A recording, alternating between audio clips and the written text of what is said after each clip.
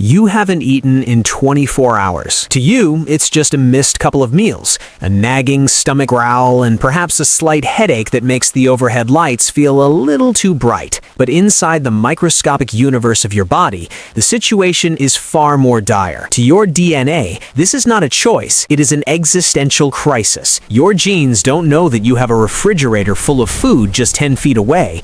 They think you are a hunter-gatherer in the middle of a brutal winter, and the mammoths have moved on. Right now, your body is making a terrifying executive decision. To stay alive, it has to start eating itself. We've all heard the trendy buzzwords like fasting, intermittent caloric restriction, and metabolic flexibility, but we rarely talk about the actual carnage. We don't talk about the biological desperation that sets in when the gauges hit zero. By hour 12, your saliva begins to turn a metallic copper, and your breath starts to smell like a rusting car battery. Your liver is currently screaming in a chemical language of hormones, and by the end of this 24-hour window, your brain will undergo a process of restructuring so aggressive it looks less like biology and more like a controlled demolition. Your body is a masterpiece of evolutionary engineering, a machine designed by millions of years of scarcity to survive the unthinkable. But in the next 24 hours, we're going to redline that engine until the pistons melt and the gaskets hiss. We'll find out why your lungs are literally weeping in a moment. But first, we have to look at hour 1, the Last Supper. It's 60 minutes since your last bite. Your blood sugar peaks as the glucose from your meal floods the highway of your circulatory system. Your pancreas is working overtime, pumping out insulin like a high-pressure fire hose to shove that sugar into your cells. Your body is in storage mode. You feel fine, maybe a little sleepy as your parasympathetic nervous system takes the wheel. You're like a city at 5 p.m. The lights are bright, the grid is humming, and the trash is being picked up by the cellular maintenance crews. But this is the peak of the mountain, and there is nowhere to go but down. By hour 4, the post-absorptive phase begins. This is the moment the external supply chain officially shuts down. Your blood glucose starts to dip below the baseline. Your pancreas, sensing the drop, stops pumping insulin and starts secreting a hormone called glucagon. Think of glucagon as the emergency glass breaker. It's the foreman on the factory floor, walking over to the heavy steel vault and turning the dial. It tells your liver, hey, the food truck stopped coming. We're on our own now. Open the vaults. Inside that vault is glycogen. Glycogen is essentially a giant, tightly packed battery of sugar stored in your muscles and liver. It's your body's short-term savings account. Right now, your liver is like a power plant worker pulling a double shift. He's tired, he's nursing a lukewarm coffee, and he's starting to worry, but the lights are still on for now. He's tapping into those glycogen stores to keep your blood sugar stable, so you don't pass out in the middle of your living room. As we move toward hour 8, the deceptive calm begins to evaporate. Your glycogen is running low. You've burned through about half of your liver's reserves. Your brain, which consumes 20% of your total energy, despite being only 2% of your total weight, starts to get nervous. The brain is an energy hog. It refuses to compromise. It demands a steady stream of fuel, and when it doesn't get it, it starts sending out distress signals. You feel hangry. That's not just a personality trait or a funny meme. It's a hormonal chemical war. Your stomach is secreting a hormone called ghrelin. Ghrelin is the hunger hormone, and it doesn't play nice. It's hitting your hypothalamus like a heavy sledgehammer, demanding a refill.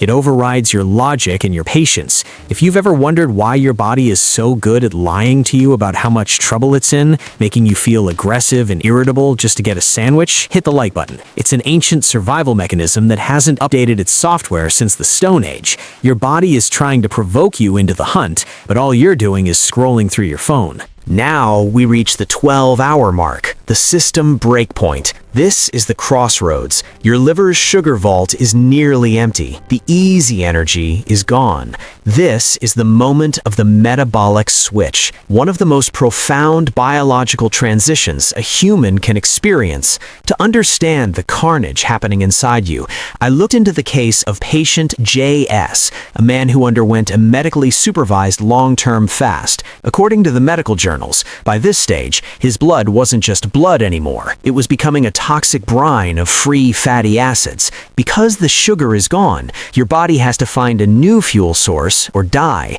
It turns to your adipose tissue, your body fat. But fat is a heavy, complex fuel. It's like trying to run a gasoline engine on crude oil. It needs to be refined first. Your liver begins to break down these fats into chemicals called ketones. This is when that old battery breath kicks in. It's technically called acetone breath. One of the primary ketones your body produces is acetone. Yes, the same chemical found in nail polish remover in industrial solvents.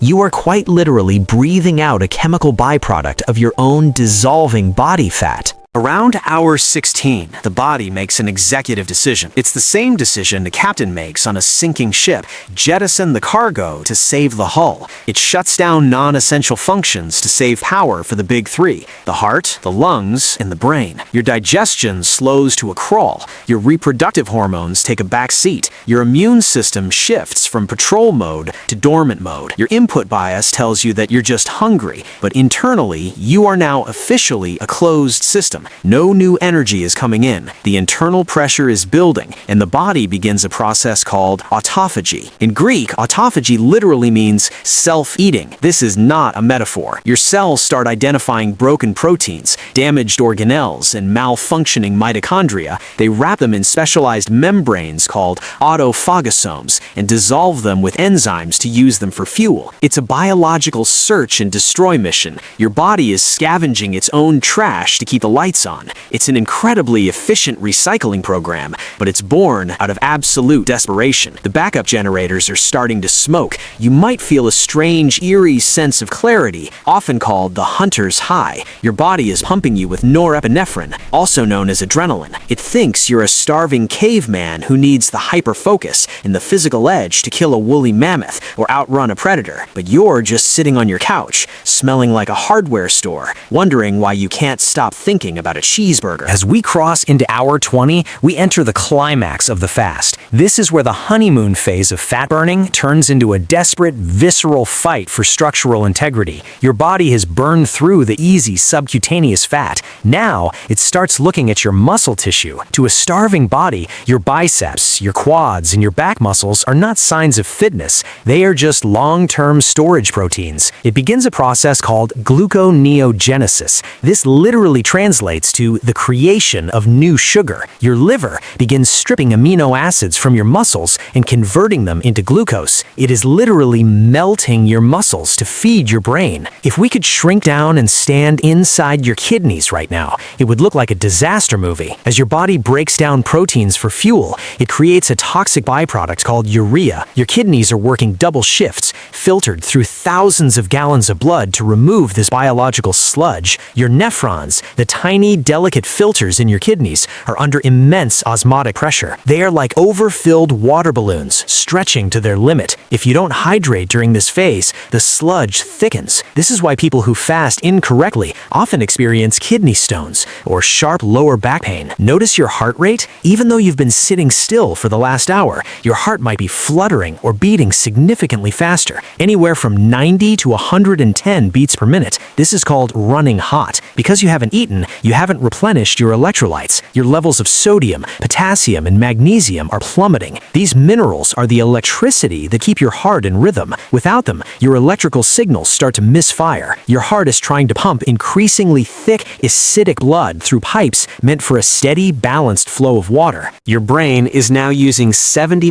ketones for fuel. In some ways, this is a cleaner burning fuel, but the transition is brutal. You're experiencing brain fog, you're losing your train of thought, your neurons are undergoing a process of synaptic pruning. They are literally deciding which memories are luxury items and which are survival essentials. Your brain is tightening its belt, cutting off the power to the unnecessary sectors to ensure the core processing unit stays online. Before we see if your brain survives the final system breakpoint at the 24-hour mark, hit subscribe. By joining this community, you're helping us decode the mysteries of the human machine, and it might just keep your own organs functioning while you watch. Stay tuned, because the final hour is where the real damage or the real healing happens. You've finally made it. 24 hours, 0 calories, no snacks, no just one bite. What is the final state of the human machine? Your insulin is at its lowest point in years, allowing your body to access fat stores that have been locked away for a decade. Your human growth hormone is spiked by nearly 2,000%. This is a survival trick. Your body is trying to protect your bone density and muscle mass because it thinks you're about to go into a life or death battle for food. On paper, you are cleaner than you've ever been. Your cells have been scrubbed by autophagy and your inflammation markers have dropped. But you are also incredibly fragile. Your blood is acidic, your electrolytes are unbalanced, and your heart is working on a hair trigger. The human body is a masterpiece of survival. It survived ice ages, volcanic winters, and global famines by becoming a machine that can switch fuels on the fly. It is the ultimate hybrid engine, but every machine has a breaking point. If you were to continue this fast for another 48 or 72 hours, the self-eating would move from your fat to your essential skeletal muscle, and eventually to the most important muscle of all, your heart. People often think starvation is about the stomach failing, but it's actually about the heart. The heart becomes too weak and too thin to push that thick, toxic brine through your veins. The rhythm breaks, the electricity stops, and the lights go out forever. For most healthy people, a 24-hour fast is a powerful system reset. It clears the cellular trash and forces the body to remember how to burn fat, but it serves as a haunting reminder. We are only ever one day away from our bodies turning on themselves. You are a closed system, a biological pressure cooker, and that pressure is always there, lurking just under the surface of your next meal. The question is, how well do you know your own limits? Knowing that your brain would literally prune its own connections and dissolve its own proteins just to stay alive during a famine, would you rather endure 24 hours without food or 24 hours without water? One burns your fat and cleans your cells, but the other turns your blood into shards of glass and shuts your kidneys down in hours. It's a choice between two different kinds of biological debt. Let me know which nightmare you'd pick in the comments below, and tell me, have you ever felt the metallic breath of the 24-hour mark?